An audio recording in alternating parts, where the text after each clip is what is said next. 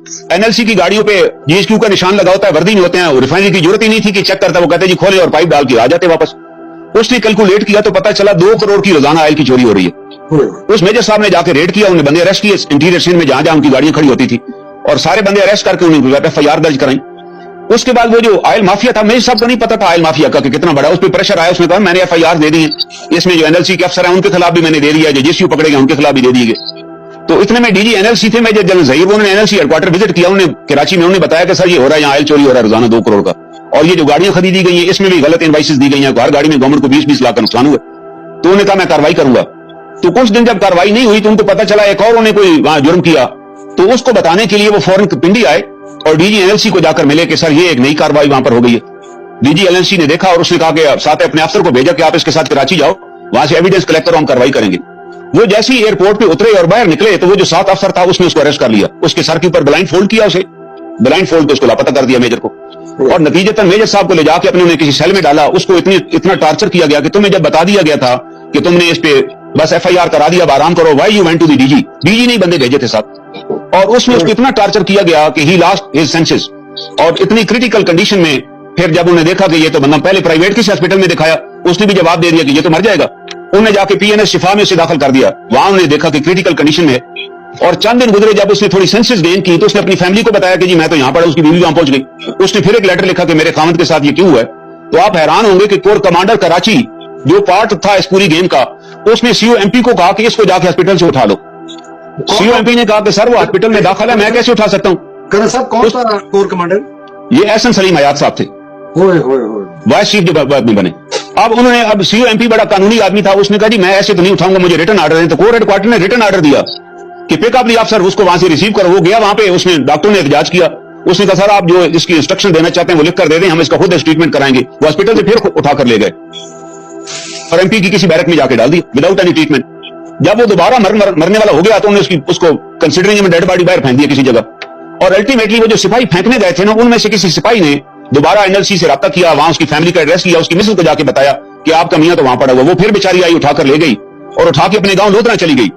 उसने वहां जाकर उसका ट्रीटमेंट करवाया, और जब वो बेचारा रिकवर हुआ, अभी तक ही वॉज इन शॉक। उसने कहा जी फौज फौरन रिस्पॉन्ड करेगी। जैसे ही रिकवर हुआ उसने फिर दोबारा आर्मी चीफ और अपने इसको खत लिखा एजी को कि जनाब मेरे साथ ये सलूक हुआ और मैं घर में मर रहा हूं। तो जनाब दोबारा एजेंसी एक्टिवेट हुई, लोधरा में उसके घर पे रेड किया, फादर इन लॉ के घर पे, उसको फिर उठाकर ले आए और फिर लाके किसी सेल में डाल दिया। वो फिर 6 महीने सेल में रहा। फिर एहसन सलीम हयात साहब by that time vice chief बन गए, उनको सारा केस पुटअप हुआ, साथ इंक्वायरी रिपोर्ट भी पुटअप हुई कि ये 8 अफसर हैं, जो और भी 8 अफसर, इनका सब कोर्ट मार्शल किया जाए।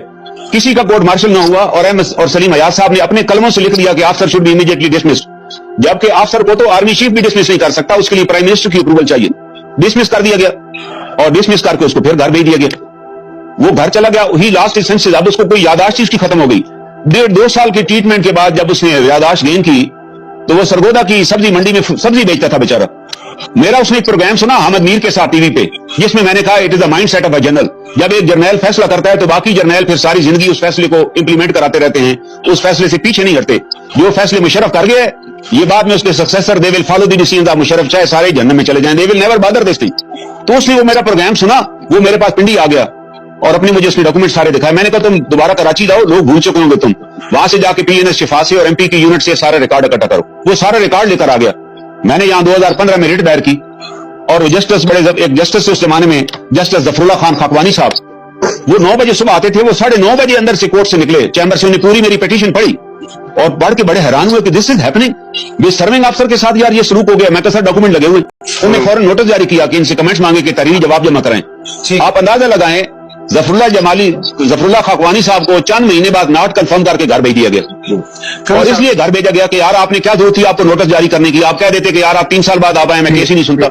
आज 2023 हो चुका है, 8 साल हो चुके हैं, वो केस लगता है कोर्ट के अंदर, लेकिन ऊपर से क्योंकि चीफ जस्टिस बैठे हुए अमीर हुसैन भट्टी साहब, वो आर्मी का कोई केस हो तो इंस्ट्रक्शन आ जाती है जज साहबान को, जज साहबान मदद कर लेते हैं कि हम बाद में सुनेंगे इस केस को। 8 साल से वो अफसर जो है सर्विंग अफसर ऑफ द पाकिस्तान आर्मी, जिसको डिसमिस करने के लिए प्राइम मिनिस्टर की परमिशन चाहिए, उसको वाइस चीफ एहसन सलीम हयात जो कि खुद मुलजम था, क्योंकि 2 करोड़ में उनका भी हिस्सा होता था और मुशर्रफ साहब का भी हिस्सा था, क्योंकि मेजर जनरल जहीर को 5 साल के लिए एनएलसी का चेयरमैन लगाया गया। और मजे की बात है, मैंने इसके खिलाफ भी एक इंक्वायरी रिपोर्ट जमा कराई, जीएसक्यू को भी लेटर लिखा, 1 मिनट सर, और चेयरमैन नैब को भी लिखा, इसकी इंक्वायरी हुई फिर, और ये इंक्वायरी की जनरल लोधी साहब ने, اور لودھی نے ریکمینڈ کیا کہ 4 جرنیل ذمہ دار ہیں NLC کی کرپشن کی کاروائی ہونی چاہیے, پھر بھی کاروائی نہیں ہوئی, ان کو بچا لیا گیا. چیئرمین نیب نے بھی کرنل صاحب ہمیں تو ایک بڑی کلیئر بات سمجھ آ گئی آپ کے اس بیانیے سے. پہلے یہ چھپے چھپے ہوتے تھے, اب یہ کھل کے آ گیا کہ نہ یہ فوج کی جو ہائی کمانڈ ہے اور یہ نہ یہ فیسسٹ ہے, ٹوٹلیٹیرین ہے, ایک ظالم ہے, ایک قبضہ گروپ ہے, لیکن یہ اس سے بڑھ کر ان کی کرپشن کی حد انتہا یہ ہے کہ یہ اپنے بھائیوں کو جو کہ ان کے ساتھ پیٹی بند بھائی ہیں, اگر وہ ان کے خلاف آواز اٹھاتے ہیں تو یہ ان کو بھی نہیں چھوڑیں گے. تو میں آج کی نشست اگر آپ اجازت دیں ادھر پوز کروں گا. ہم اگلے ہفتے آ کے نا اسپیسیفک کیسز سے آگے بڑھ کے آپ سے رائے ہم لینا چاہتے ہیں کہ یہ جو خوف انہوں نے پاکستان کے اوپر ڈالا ہوا ہے, اپنے افسروں پہ ڈالا ہوا ہے, سیاستدانوں پہ ڈالا ہوا ہے جو کہ کرپٹ نہیں ہے, اور اچھے لوگوں کے پہ ڈالا ہوا ہے, آپ پر ڈالنے کی کوشش کر رہے ہیں, میرے پر ڈالنے کی کوشش کر رہے ہیں, یہ خوف ختم کیسے ہوگا؟ ہم میں اس کی طرف جانا چاہتا ہوں کرنل صاحب آپ سے. انشاءاللہ ختم ہوگا. میں آخری بات کرنے سے پہلے حضرت علی کرم اللہ وجہہ کا ایک لیٹر ہے, یہ بتانا چاہوں گا آج تاکہ بات اس پہ کنکلوڈ ہو جائے. حضرت علی کرم اللہ وجہہ کے زمانے میں بھی سول وار کی کنڈیشن تھی, وہاں بھی خوارج تھے, جنگیں ہو رہی تھی, یہی حالات تھے جیسے آج ہمارے حالات خراب ہیں. تو انہوں نے تمام کمانڈرز کو ایک خط لکھا, کیونکہ اس زمانے میں جب جنگیں ہوتی تھی, لشکر روانہ ہوتے تھے, لوگوں کو ریور گم ہو جاتے تھے, بچے لاپتہ ہو جاتے تھے. انہوں نے تمام کمانڈرز کو لکھا کہ you should be very careful with the people. آپ لوگوں کے بچوں کو ڈھونڈیں, ان کے والدین تک پہنچائیں. اگر آپ لوگوں کے ساتھ یہ سلوک کریں گے تو لوگ آپ کے ساتھ محبت کریں گے. انہوں نے لکھا کہ جو فوج ہے وہ ریاست کی طاقت ہے اور ریاست کی گریس ہے, اور نے کہا وہ تب قائم رہ سکتی ہے کہ اگر آپ شہریوں کے ساتھ محبت والا سلوک کریں گے, ان کے کام آئیں گے. یہ حضرت علی کرم اللہ وجہہ نے آج سے 1400 سال پہلے یہ لیٹر ان کی کتاب میں شامل ہے. لیٹر فوج کے ذمہ لگایا کہ آپ ڈھونڈیں ان بچوں کو اور ان کے پیرنٹس کو ملائیں, تب جا کر آپ سچے کمانڈر اور سچے سپاہی بنیں گے. اور آج انگلیاں جو ہے, جتنے ججز نے آرڈر جاری کیا, بھی ججز کے پاس تو کوئی بندوق نہیں ہے, کوئی توپ نہیں ہے کہ وہ ٹینک لے کر آ جائیں.